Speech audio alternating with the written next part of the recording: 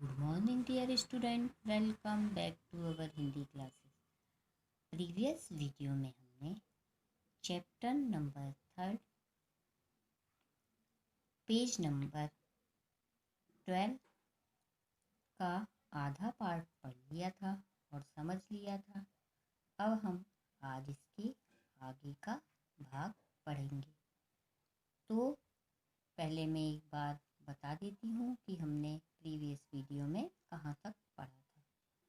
हमने पढ़ा था कि जब जल राजा जी से शिकायत करता है कि जनता हमसे कह रही है कि ये अब स्वच्छ नहीं है, तो जल कहता है कि जनता यही हमेशा शिकायत करती रहती है कि मैं स्वच्छ नहीं हूँ, परंतु जनता ही इसके लिए जवाबदेह है, क्योंकि जनता ही जल में गंदी गंदी वस्तुएं जो ज़रूरी चीज़ें नहीं है वो डालती हैं। तो जनता क्या कहती है, ठीक है महाराज, हमने अपना कसूर मान लिया कि हम ही डालते हैं गंदगी, हम ही फैलाते हैं, किंतु महाराज यह तो मान लेते हैं कि ये सब हमारा कसूर है, लेकिन कहीं जल बरसता है और कहीं नहीं बरसता, ये तो इसकी मनमानी है। तो फिर जल क्या कहता है, नहीं महाराज, मुझ जल की मर्जी कहाँ चलती है, मैं तो जैसी परिस्थिति आती है, जहाँ पर बादल बनते हैं वहाँ पर मैं बरस जाता हूँ, जहाँ नहीं बनते हैं वहाँ मैं नहीं बरसता हूँ, क्योंकि जनता ने ही पहाड़ों को काटा है, वृक्षों को नष्ट किया है, तो वहाँ पे वर्षा कैसे होगी।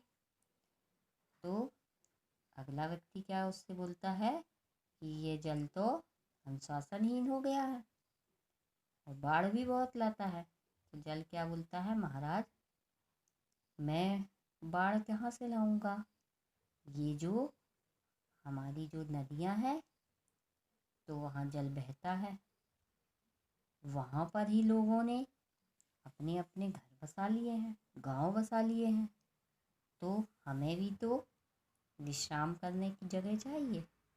तो जब हम अब वहाँ पर घर हो गए हैं और हम वहाँ पर बरसते हैं, तो ये घरों में क्या हो जाते हैं, डूब जाते हैं और वहाँ पर बाढ़ आ जाती है। ठीक है ना। फिर तीसरा व्यक्ति अगला क्या बोलता है कि वहाँ पे भी खूब ज़्यादा, ये तो बहुत अनियंत्रित हो गया, इसकी जवान भी बहुत चलने लगी है। तो क्या बोलते हैं वो, महाराज वो जल तो आँख मूंद कर चलता है, वो दिखता भी नहीं है। तो अब जल क्या कहता है, अब हम इसके आगे पढ़ेंगे। तो जल क्या कहता है, नहीं महाराज, मैं ही हूँ जो देख कर चलता हूँ, इसलिए सदा ढलान की ओर जाता हूँ, अपने आप में कभी ऊंची जगह नहीं चढ़ता। महाराज इनके गांव के पास एक पहाड़ है, पहले उस पर बहुत से वृक्ष होते थे, जब मैं पहाड़ पर बरसकर नीचे उतरता था तब वृक्ष कुंजों से होकर नीचे आता था, पहाड़ से धीरे धीरे नीचे उतरकर सीधे नदी नालों में चला जाता था। अब लोगों ने उन वृक्षों को साफ कर दिया है, नाले के रास्ते में घर कारखाने बना लिए हैं। अब मैं पहाड़ से उतरता नहीं हूँ, लुढ़कता हूँ, मुझे स्वयं ये ज्ञान नहीं होता कि नीचे कहाँ गिरूंगा। यानी अब जल बोलता है अपने उत्तर में कि महाराज मैं तो देख कर ही चलता हूँ, तभी तो मैं ढलान की तरफ जाता हूँ, और यहाँ पे ऊंची पहाड़ थी, वहाँ पे कई वृक्ष लगे थे, परंतु इन्होंने क्या कर दिए हैं, काट दिए वो वृक्ष। पहले जब वृक्ष लगे थे तो मैं वृक्ष की जो लताएं रहती, शाखाएं रहती, उससे गुजर के मैं धीरे धीरे नीचे आता था और नदी नालों में चला जाता था, परंतु अब लोगों ने वृक्षों को क्या कर दिया, सब काट दिए हैं, तो मैं नाले के रास्ते में और घर कारखाने बना लिए हैं, घर बना लिए हैं, तो मैं पहाड़ से लुढ़कता हूँ और कहाँ नीचे आता हूँ। अब मेरे को खुद ज्ञान नहीं है कि मैं कहाँ गिरूँगा। ठीक है, अब नेक्स्ट पेज पे आ जाइए बच्चों, पेज नंबर 25। कोई और शिकायत, कोई नहीं बोलता। फिर राजा जी क्या बोलते हैं, कोई किसी को और शिकायत हो तो बोलिए। तो क्या करते हैं, कोई भी नहीं बोलता। आपकी चुप्पी इस तथ्य का प्रमाण है। राजा जी क्या कहते हैं, आपकी चुप्पी इस तथ्य का प्रमाण है कि जल प्रदूषण एवं जल से होने वाली क्षति के लिए जल नहीं अपितु जन दोषी है।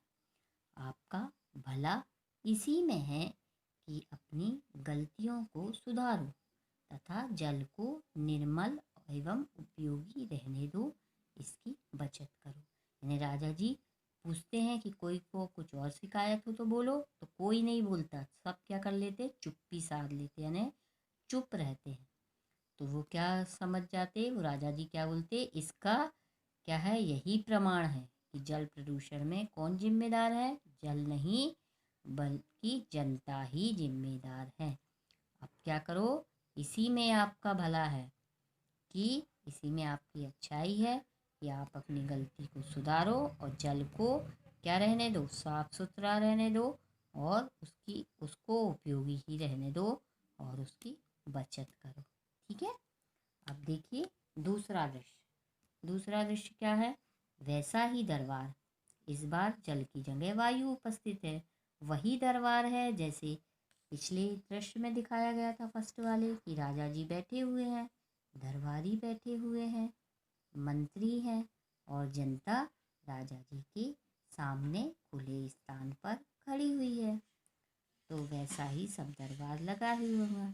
पर पहले दृश्य में कौन आया था, जल। अब कौन आया है, वायु। वायु यानी क्या होता बच्चों, हवा। तो अब कौन उपस्थित हुआ है वहाँ, वायु।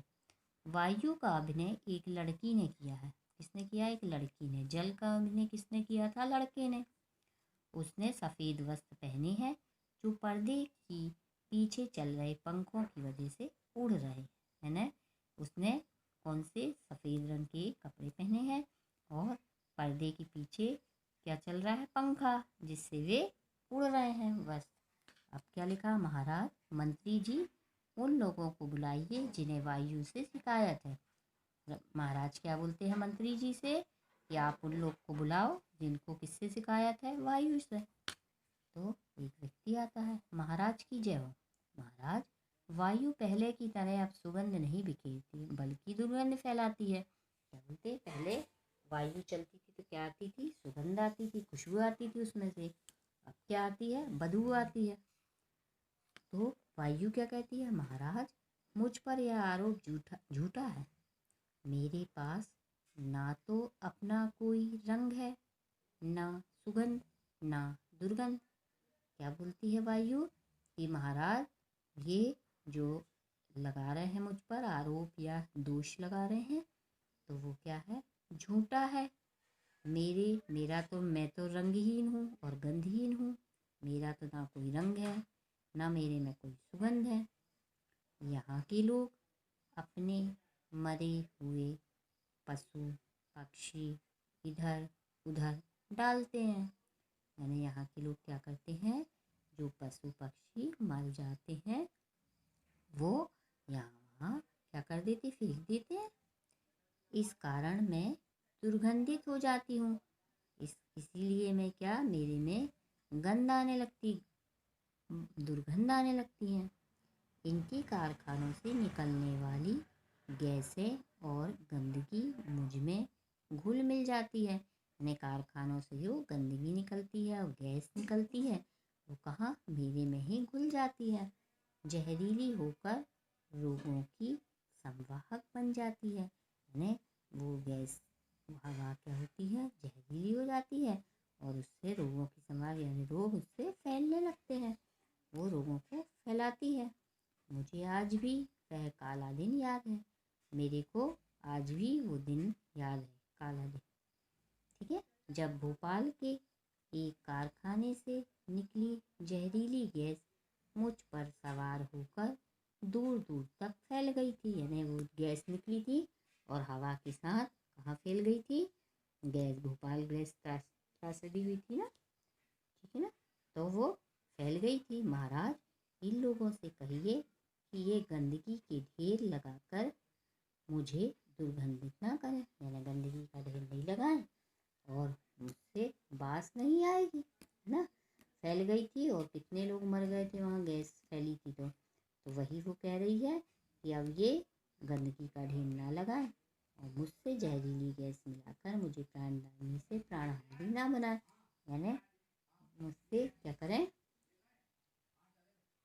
जहरीली गैस मुझ में ना मिलाए और मुझे, यानी मैं प्राण देने वाली हूँ, मुझे प्राण को हरने वाली ना बनाए। ठीक है बच्चों, तो आज के वीडियो में बस इतना ही। नेक्स्ट वीडियो में हम फिर मिलेंगे।